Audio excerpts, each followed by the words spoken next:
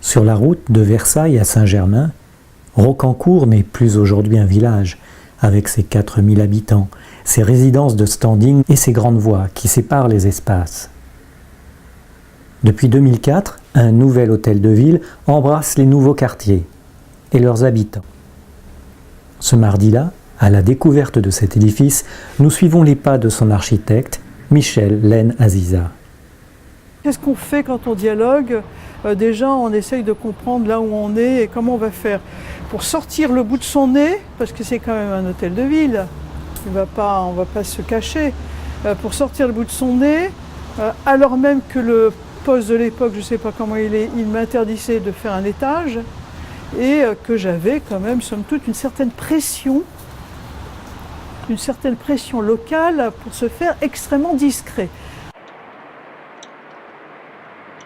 Ce site, il n'était pas aplati ici, il n'y avait pas de lieu proche avec la rue, c'était, on va dire, un reste, c'est une espèce de morceau qui était coupé par là, avec ces bâtiments ici. Donc finalement, toute l'urbanisation, elle a refabriqué un socle, un sol, donc entre la partie basse de cette partie existante et la partie haute, on a 7 mètres de dénivelé.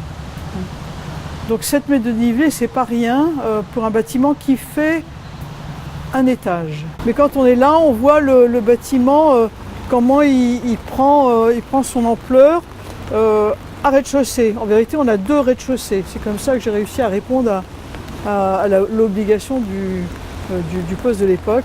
J'ai 2 rez-de-chaussée, un rez-de-chaussée par là, un rez-de-chaussée par là. Donc j'ai réussi à m'échapper. Bon, le maire, il était un peu d'accord. Hein.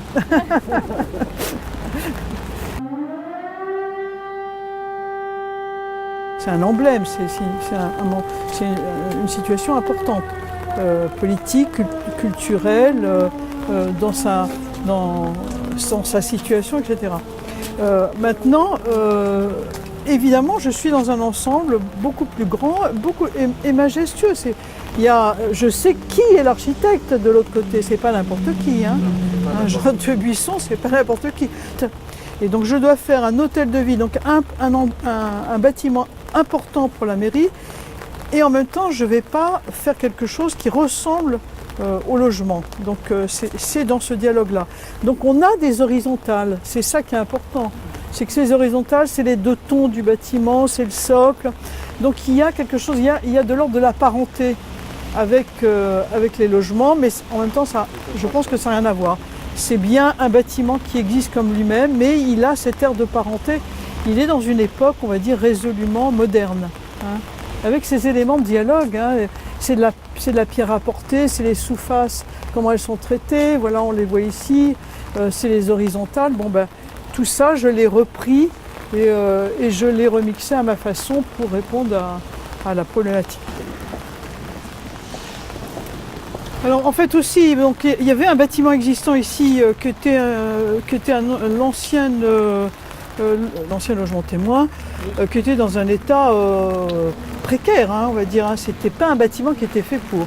Et ce bâtiment-là, je l'ai utilisé et j'ai essayé de me l'accaparer pour qu'il ait une forme d'unité avec le bâtiment nouveau.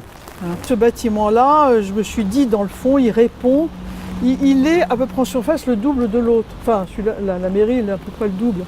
Mais c'est quand même des bâtiments qui sont presque équivalents hein, en volumétrie.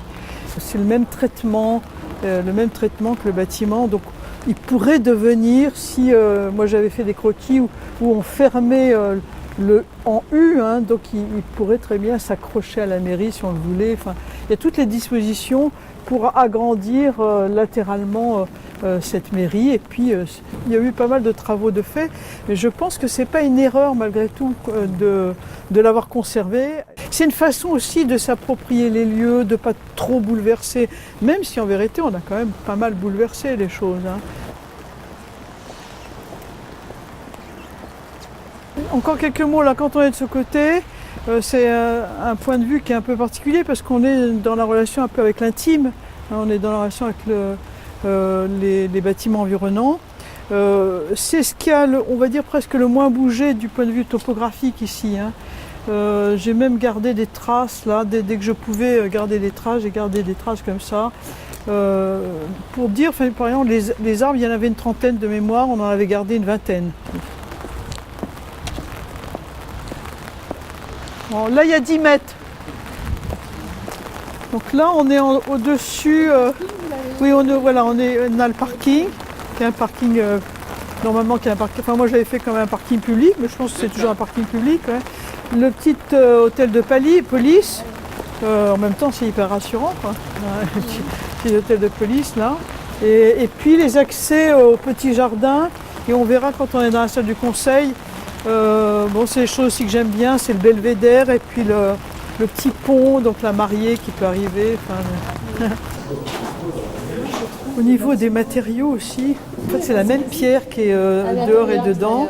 Et là, elle est traitée brillante. Et là, il y a des aspects rugueux différents. Une façon d'attraper un peu la lumière autrement, d'accrocher. Donc cet espace-là, pourquoi c'est grand? Parce que ça paraît démesuré par rapport à un petit bâtiment, mais justement parce qu'on ce travail dont on parlait, de fabriquer autre chose que simplement un hall de mairie qui distribue les fonctions de la mairie. Et ça marche, hein, puisque donc il y a un petit bureau de poste, il y a la photocopieuse, là j'ai vu des gens qui viennent, ils font des photocopies. Il y a tout un certain nombre de services, peut-être il y en a d'autres que... il y avait une banque, je ne sais pas si ça a marché la banque. On avait l'idée d'une banque. Bon, il y avait un relais de banque, tout un certain nombre comme ça de petits services, de lieux d'exposition. Enfin, après, c'est la ville, mais en tout cas, on a donné les éléments et ça marche. Et c'est ouvert complètement sur l'extérieur, donc c'est aussi ce dialogue-là. Donc c'est ça aussi qu'on traite ici, cet effet de transparence. Et là, on récupère la nature de l'autre côté. Donc toujours l'idée de ça. Un bâtiment, il n'est pas autarcique, il doit utiliser, c'est dans ce sens-là qu'il est contextuel, il doit utiliser au maximum tout ce qui est autour pour être à son service, les deux, enfin, l'un répond à l'autre.